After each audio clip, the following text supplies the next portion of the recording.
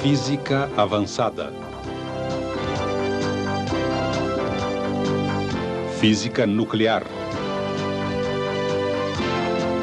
Propriedades dos raios Becquerel.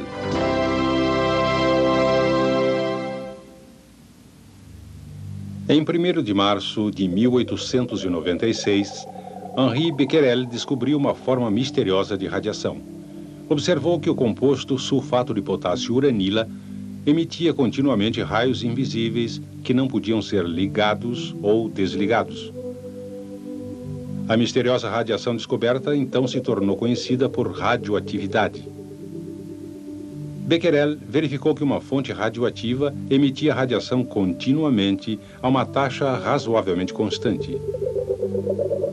Esse processo não era afetado por calor ou por solventes químicos. Ele também verificou que, quando o material radioativo era colocado junto a um eletroscópio carregado, ionizava o ar e as cargas em excesso das folhas do eletroscópio eram rapidamente neutralizadas, descarregando assim o eletroscópio.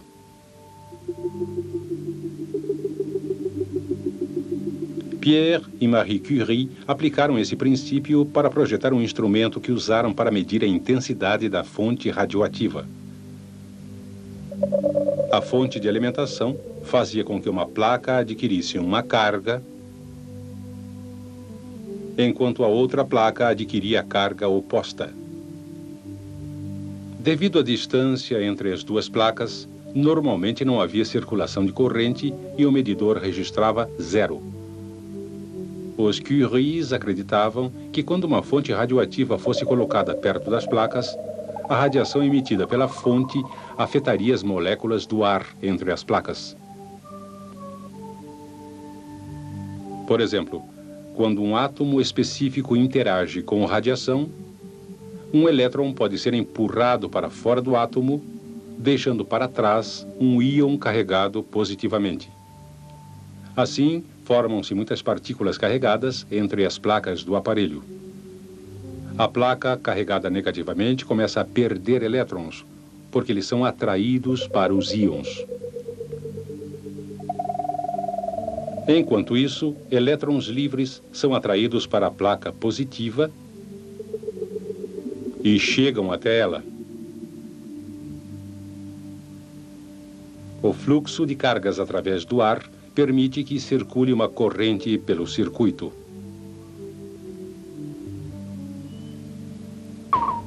Quanto mais forte a fonte de radiação, maior a corrente.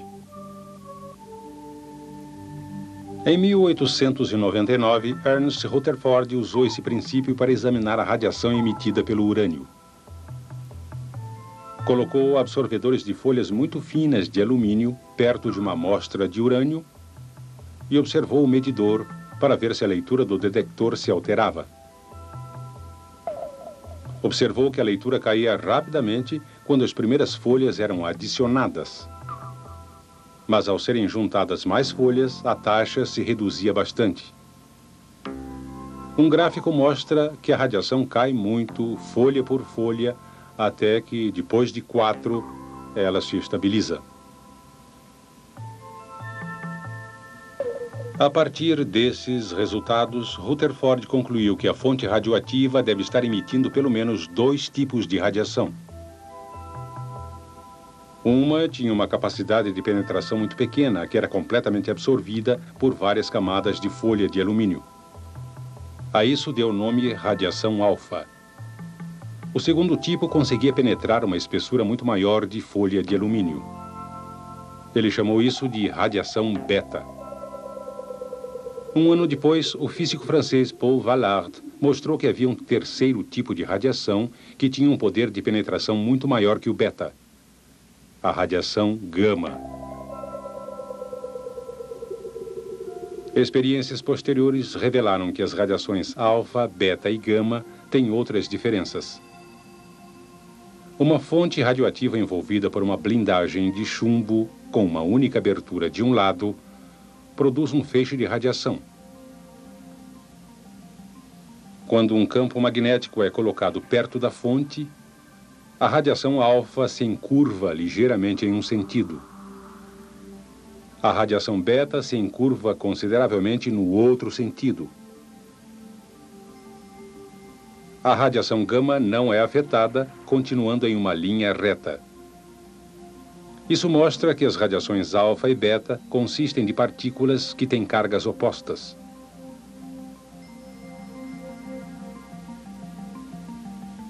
Um trabalho posterior mediu cuidadosamente a deflexão das partículas beta e comparou os resultados aos produzidos quando um feixe de elétrons interage com um campo magnético e deflete da mesma maneira. Finalmente, concluiu-se que as partículas beta são idênticas a elétrons. Essas partículas beta se movem a alta velocidade, em alguns casos quase a velocidade da luz. E quanto às partículas alfa? Ernst Rutherford mostrou que as partículas alfa realmente se movem muito mais devagar. Cada partícula alfa é idêntica ao núcleo de um átomo de hélio, que tem 2 vezes a carga de uma partícula beta. Elas também são mais pesadas quando comparadas com partículas beta. Cada uma tem uma massa de cerca de 7.200 vezes a de uma partícula beta. Mostrou-se finalmente que a radiação gama era similar à luz visível, em outras formas de radiação eletromagnética.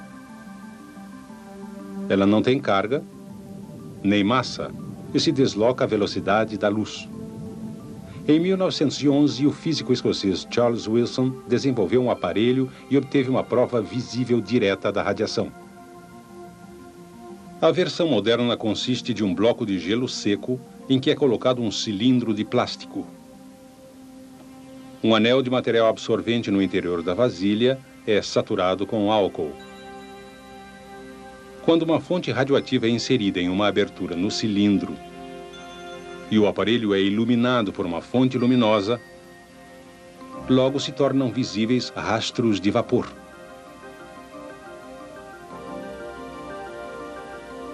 O que cria esses rastros? O álcool líquido evapora para formar um vapor que é resfriado pelo gelo seco.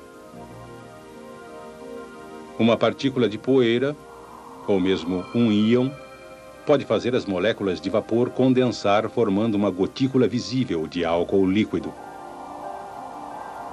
Um único átomo ioniza quando a radiação interage com ele para arrancar elétrons.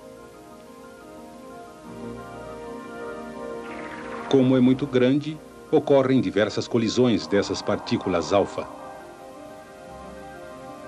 Gotículas de álcool condensam ao redor de cada íon, deixando uma trilha bem definida. A partícula alfa perde sua energia cinética em muitas colisões que ocorrem em somente uns poucos centímetros.